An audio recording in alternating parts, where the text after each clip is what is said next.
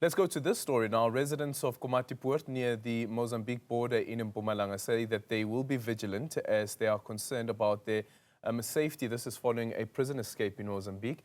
They are worried that the prisoners who escaped from a maximum prison in the neighboring country might cross the border to hide in South Africa as they are being sought by the police.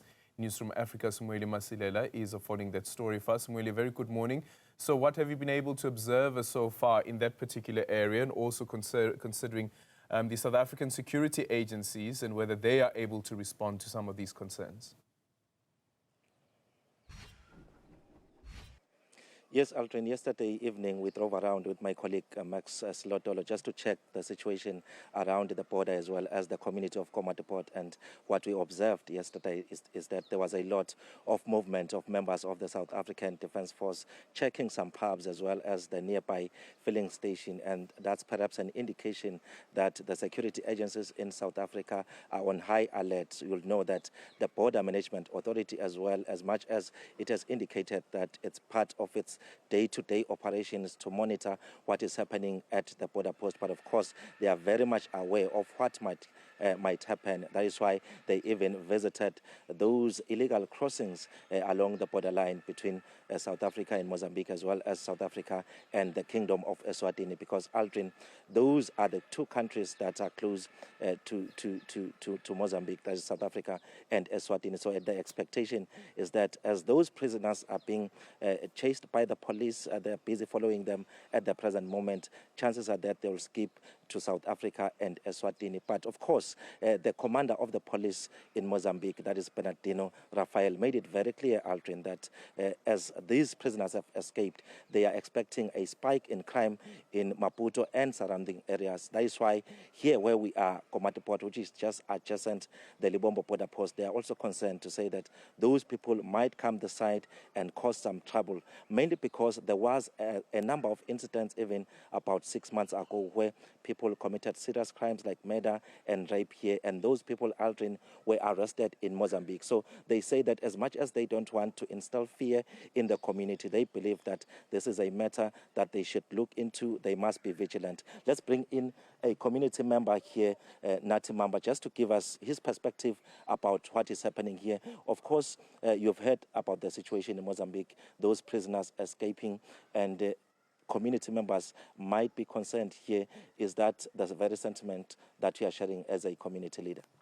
Yes, Mweli, you know, what is happening actually, it's a concern for everybody, especially the surroundings, the residentials, the business people in Komatipoort. If you look at the previous incidents of criminals went to the bushes and keep hostage of truck drivers, even farm workers, demand money and all that stuff. And those people were not caught in South Africa. They were caught in Mozambique by Mozambique intelligence. And some of our community went to confirm that these people were really the people that were terrorizing the community of Komatipoort.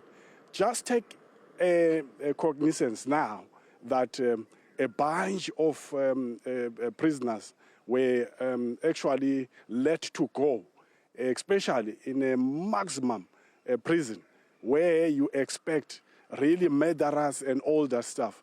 Can you just imagine? From that time, I could not sleep well because I know myself what has happened before and now. And it takes me to saying all the community in Komatipoort, respectively, even NAS and all the trusts and villages, we must unite against these criminals that just run away from Mozambique. Because if you cannot unite, the very same criminals will come to terrorize us, and we got nothing to stand for, because I'm told that they've taken even AK-47. That same AK-47 would be used to kill the business people, would be used to, keep ransom, the business people, demand of money. Look at what is happening in Mozambique in terms of business and so forth and so on. You can see, once they have looted all the businesses and everything, then they will starve. Once they starve, they will come to South Africa. There's no other alternative than South Africa, especially in Komatipoort. Because in Komatipoort, if you look at it now, we only survive because of the border. All the businesses survive because of the border. If you look at the unrest from the beginning up until now, it tells you, you can even go look for the other businessman, he will tell you that his business has dropped, restaurants, hotels, everybody. So if now you say there are criminals, can you just imagine how bad it will be?